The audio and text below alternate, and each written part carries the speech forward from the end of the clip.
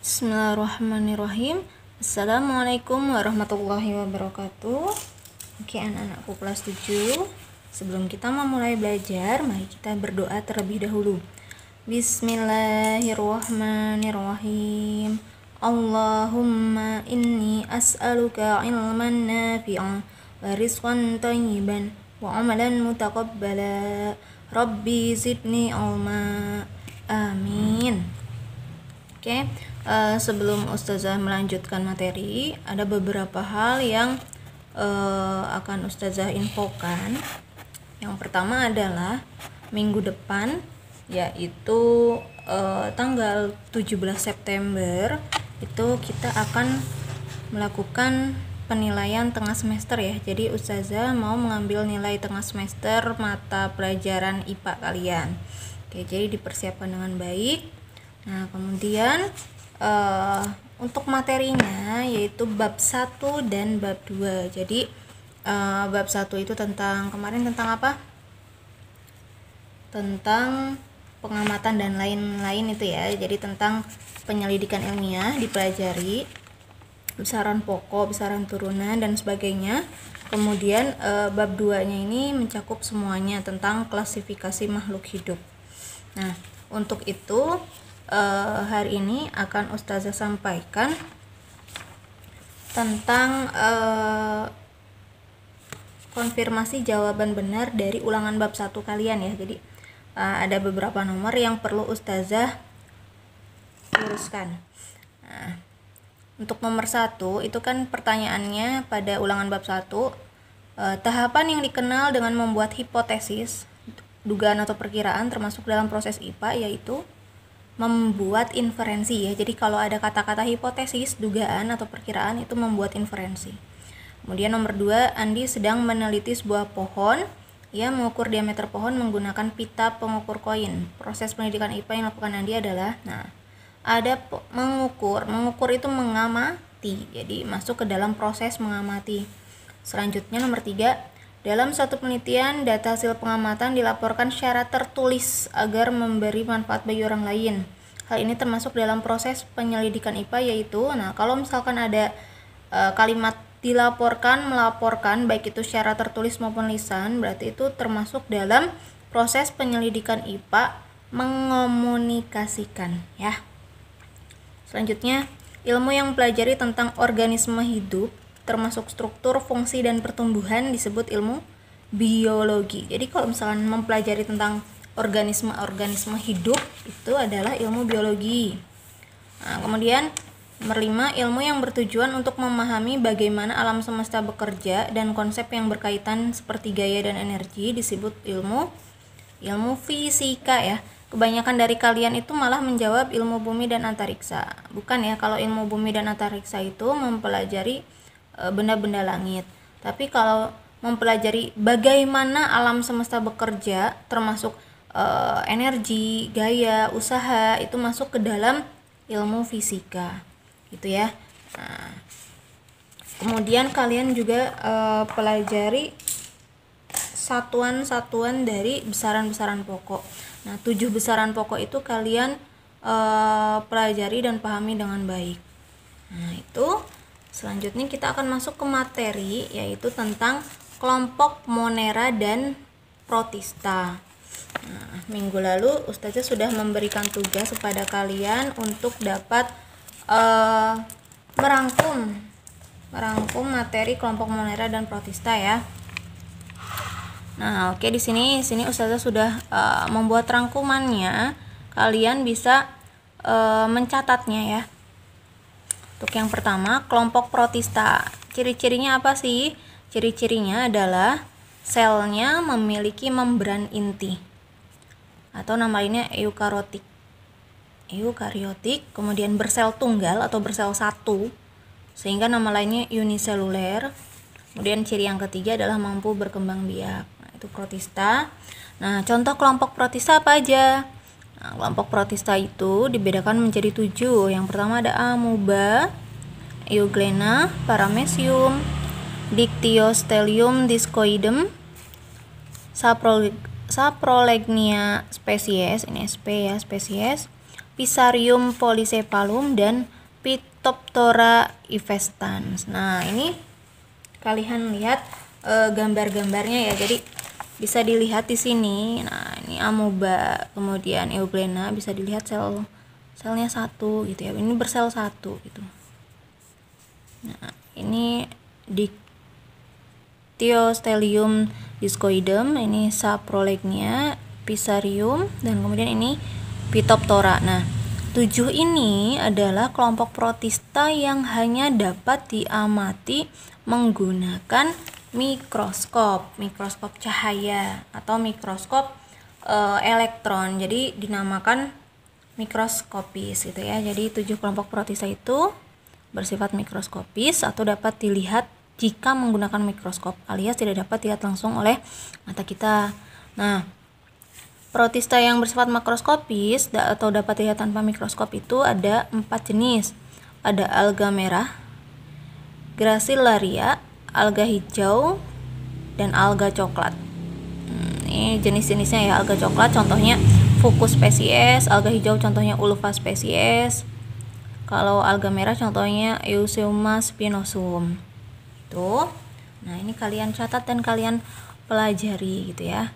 Jadi untuk porsi ulangan tengah semesternya itu bab 2 soalnya akan lebih banyak dibandingkan soal-soal materi bab 1. Nah, selanjutnya adalah protozoa. Protozoa itu apa? Protozoa adalah protista. Jadi dia masuknya protista tapi yang menyerupai hewan. Kalau yang tadi itu kan menyerupai tumbuhan ya. Nah, contoh protozoa ada Paramecium, kemudian ada Entamoeba histolytica. Nah, ini Entamoeba ini adalah terdapat pada usus besar yang menyebabkan penyakit diare. Kemudian ada Plasmodium malaria, terdapat pada sel darah merah yang menyebabkan penyakit malaria. Jadi itu 3 ini termasuk ke dalam protozoa, yaitu protista yang menyerupai hewan. Nah, berikutnya kelompok Monera. Kelompok Monera itu ciri-cirinya apa? Ciri-cirinya adalah yang pertama, selnya tidak memiliki membran inti, lainnya prokariotik. Jadi berbeda dengan protista. Kalau protista itu eukariotik, di mana selnya memiliki membran inti. Nah, kalau ini selnya tidak memiliki membran inti atau prokariotik. Berikutnya bersel satu atau uniseluler, sama dengan protista ya, bersel satu. Kemudian mampu berkembang biak dengan membelah diri. Jadi memperbanyak atau memperoleh keturunan ya, berkembang biaknya itu dengan cara membelah diri sendiri. Nah, contoh kelompok Monera itu apa saja? Nah, ada bakteri, ada alga biru. Kalau yang tadi kan yang protista itu alga hijau, alga coklat, dan alga merah gitu ya. Nah, kalau ini alga biru masuk ke dalam Monera. Nah, bakteri juga dibedakan menjadi 2, yaitu bakteri baik, contohnya bakteri E. coli, yaitu Escherichia coli. Nah, bakteri itu membantu memproduksi vitamin K melalui proses pembusukan sisa makanan. Jadi dia membantu kita untuk memperoleh atau mendapatkan vitamin K gitu ya. Nah, sedangkan bakteri yang berbahaya itu ada Mycobacterium tuberculosis. Nah, ini yang menyebabkan penyakit tuberkulosis pada paru-paru kita itu ya. Jadi itu bakteri ada 2 jenis. Selanjutnya, kelompok yang ketiga yaitu kelompok jamur atau fungi. Nah, ciri-ciri kelompok jamur itu tidak berklorofil, kemudian berspora, dan tidak mempunyai akar, batang, dan daun. Jadi tidak berklorofil, sehingga nama lain klorofil itu apa? Zat hijau daun yang fungsinya untuk fotosintesis tuh ya. Nah, ciri yang keempat, hidup di tempat lembab.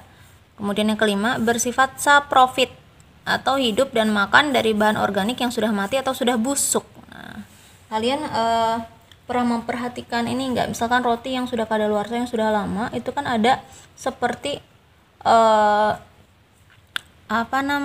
bintik-bintik putih kehitaman yang ada pada roti itu. Nah, itu adalah termasuk jamur ya. Ataupun misalkan nasi yang sudah busuk itu kan biasanya berwarna orange. Nah, itu juga jamur. Nah, kemudian sifat yang keenam bersifat parasit. Parasit itu berarti dia hidup dan mengisap makanan dari organisme lain yang ditempelinya gitu ya. Jadi dia mengambil keuntungan dengan cara merugikan organisme lain. Itu yang namanya parasit gitu ya. Nah, jamur ini berkembang biak dengan spora yang dihasilkan oleh sporangium. Jadi sporangium ini adalah penghasil spora gitu ya. Berkembang biaknya dengan spora. Kalau tadi Monera dengan membelah diri. Nah, kemudian bagian-bagian tubuh jamur itu ada benang-benang halus yang disebut hifa. Hifa ini benang-benang halus disebut hifa. Jadi kalau misalkan pada roti yang putih-putih itu kan halus gitu ya. Nih, contohnya ada di ini dia. Ada di halaman 64. Nah, ini kan seperti benang-benang halus, ini namanya hifa. Nah, ini kalau pada nasi yang sudah busuk berwarna orange. Nah, kemudian hifa yang saling bersambungan itu membentuk miselium. Jadi tubuh jamur itu terdiri atas hifa dan miselium. Nah, contoh kelompok jamur apa saja? Contoh kelompok jamur itu ada jamur roti, ragi tape, kemudian jamur tiram putih dan jamur kayu. Jadi pernah melihat kan ya, kalau misalkan kayu atau misalkan furniture di rumah kalian misalkan lembab, itu kan nanti akan muncul putih-putih kehitaman gitu pada kayu ya. Jadi itu berjamur, kayunya berjamur tuh ya. Jamur kayu, jamur tiram putih, ragi tape dan jamur roti.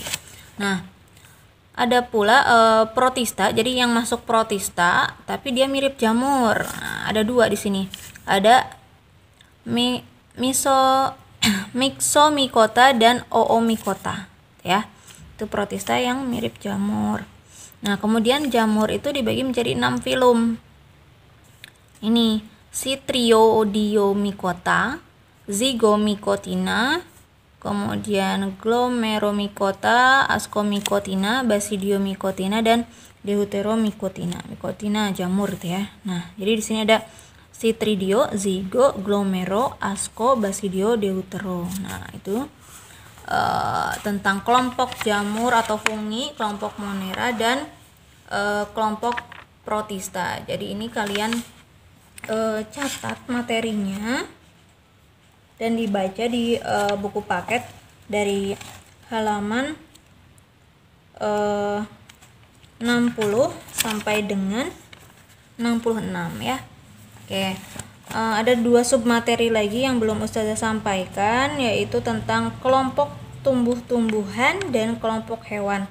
Nah, dikarenakan minggu depan kita akan PTS, maka untuk materi kelompok tumbuhan dan kelompok hewan ini akan Ustazah share insya Allah Jumat malam ya. Nanti Ustazah share. Jadi kita selesaikan materi bab 2 ini pada pekan ini gitu ya.